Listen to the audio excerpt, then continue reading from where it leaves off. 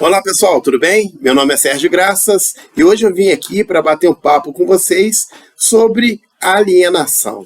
Você sabe o que é alienação do pensamento?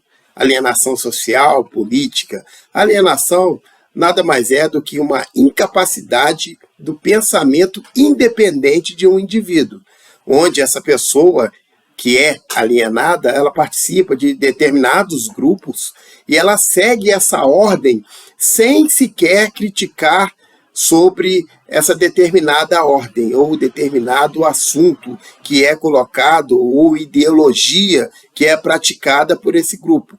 Esse grupo ele pode ser um grupo político, pode ser um grupo social, qualquer tipo de grupo. Porém, como a gente faz, né, para poder sair dessa alienação? Eu venho trazer aqui para esse assunto um pensador, era o médico da Martinica, um psiquiatra, que é Frantz Fanon. Frantz Fanon teve uma importância muito grande nas questões relacionadas ao racismo, né? Principalmente no pós-colonial e pós-escravidão, porque ele tratava muito sobre as questões psicológicas herdadas pelo povo negro a partir desses processos que aconteceram dentro da Martinica. Assim, é importante a gente trazer essa questão para que a gente possa avaliar esses efeitos, essas mazelas causadas por esse processo. Frantz Fanon dizia que o negro que morava na Martinica, quando ele ia num programa de estudos, né, para estudar na França, ele passava a conviver com aquelas pessoas ali e ele como dentro daquela sociedade os negros eram muito rejeitados e os brancos eram aceitos, os negros ali começaram a se portar como um branco, passaram a se vestir como um branco, passaram a falar como um branco, e quando esse negro ele retornava para Martinica, ele já estava discriminando como branco, ou seja, para ser aceito pela sociedade. E essa alienação que a gente veio tratar aqui hoje é a alienação principalmente da construção social que nós temos. Dar como exemplo o nosso país, o nosso Brasil.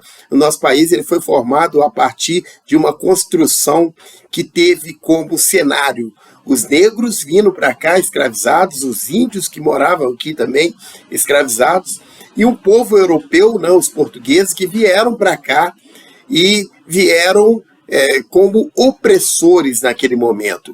E assim a história ela acaba sendo construída dentro desse país de forma que a gente acaba tendo um viés eurocêntrico nessa história aí. E a gente passa a ter um imaginário social de que o negro é visto de uma determinada forma dentro da sociedade. E assim, se a gente não conseguir desalienar a nossa mente, a gente acaba aceitando determinadas situações que o negro passa nos dias de hoje.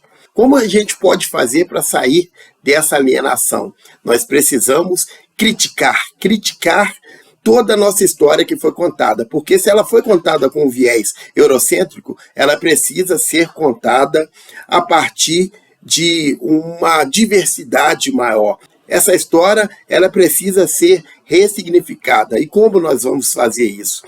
Levantando os fatos, procurando conhecimento sobre nossa trajetória, sobre a nossa cultura, sobre os nossos ancestrais. E assim a gente vai poder trazer à tona conhecimentos que até então pessoas nunca questionaram. E falando sobre esse questionamento, sobre essa crítica, né, a gente pode falar também sobre o filósofo, o matemático, que foi René Descartes, que ele falou, né, ele criou uma frase que ficou mundialmente conhecida, que foi o penso, logo existo. Ou seja, ele coloca essa frase no contexto do iluminismo, onde havia um controle da igreja, né, do pensamento das pessoas que conviviam nessa época, que viviam nessa época, e quando o iluminismo vem, ele vem trazendo a racionalidade, e através da racionalidade o conhecimento científico, que passou a ser base para essa geração. Então, assim, quando René Descartes ele coloca essa frase, a gente não pode cometer um erro anacrônico, né? A gente deve avaliar dentro do contexto onde foi colocada essa frase. René Descartes ele buscava o conhecimento pleno, né? O máximo do conhecimento. Para ele conseguir esse conhecimento, ele acreditava que a dúvida era um ponto importante para que ele viesse a chegar nesse objetivo dele. Então, ele dizia que, ao criticar algo, ele passou a ter tão somente a dúvida. E a dúvida fazia com que ele passasse a pensar. E logo, ele pensando, ele passava a ter existência. E ele passando a ter existência, ele passava a ter subjetividade dentro da sociedade. E é assim que nós, negros, precisamos tomar as nossas questões, principalmente dentro do nosso Brasil, que tem os olhos para os pretos, para os negros dentro da sociedade, como pessoas sem subjetividade.